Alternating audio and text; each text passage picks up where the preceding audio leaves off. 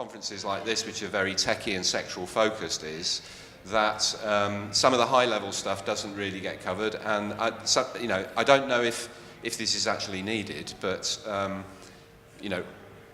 like to kick it off with what is a co-op, to be honest, because people have certain ideas that a co-op is a certain sort of form of business or a legal structure or a.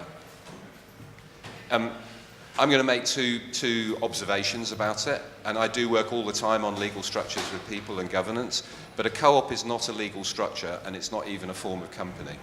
The cooperative is there are these things called there is the statement of cooperative identity that has been hammered out and thrashed out by people, last agreed in 1995 at a world conference in Manchester, which comes down to us as kind of tablets in stone. These are the sort of articles of faith. And sometimes people say, are cooperatives a religion or a cult? And I'm just going to leave that as an open question.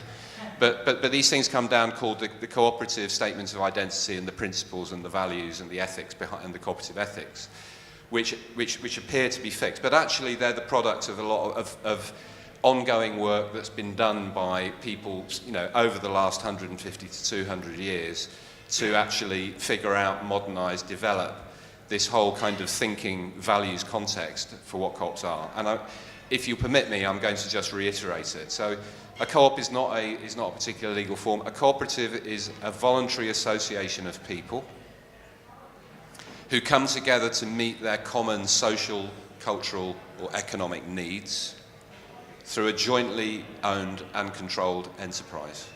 So that is the kind of most condensed thing, and the key words are voluntary association, people, needs and aspirations, economic, social, cultural, through joint ownership and control of an enterprise.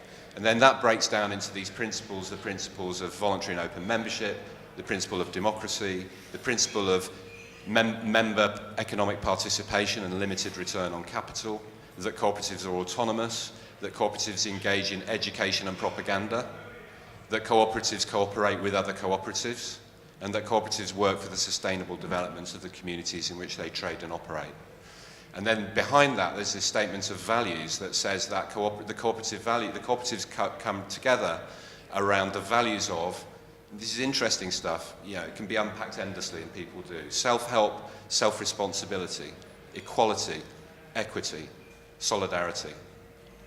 And then there are the ethics of openness, honesty, caring for others.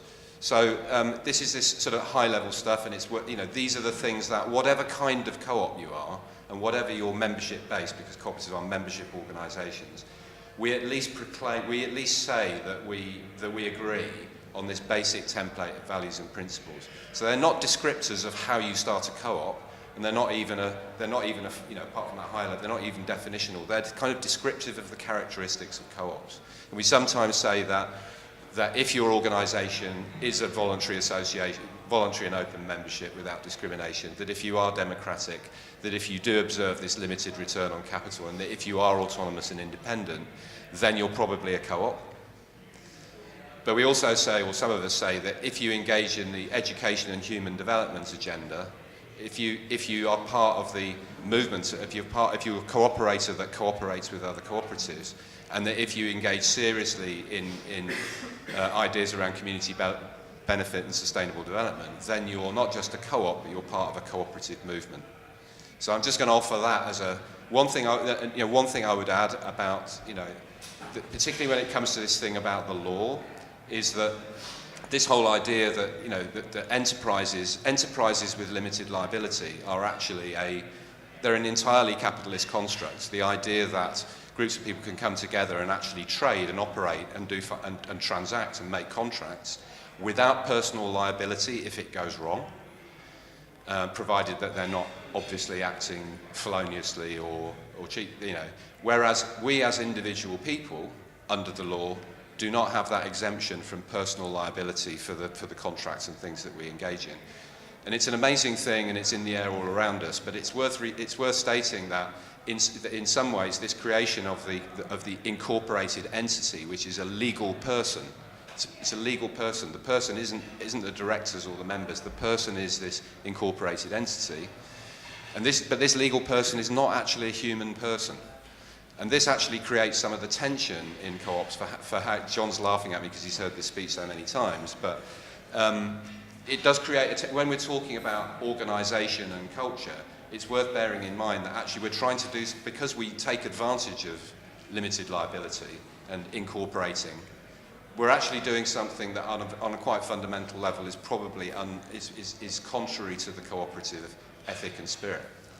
So this creates tensions and possibilities for things not to work well, and it's possibly why things just don't fall out in a very obvious and natural way.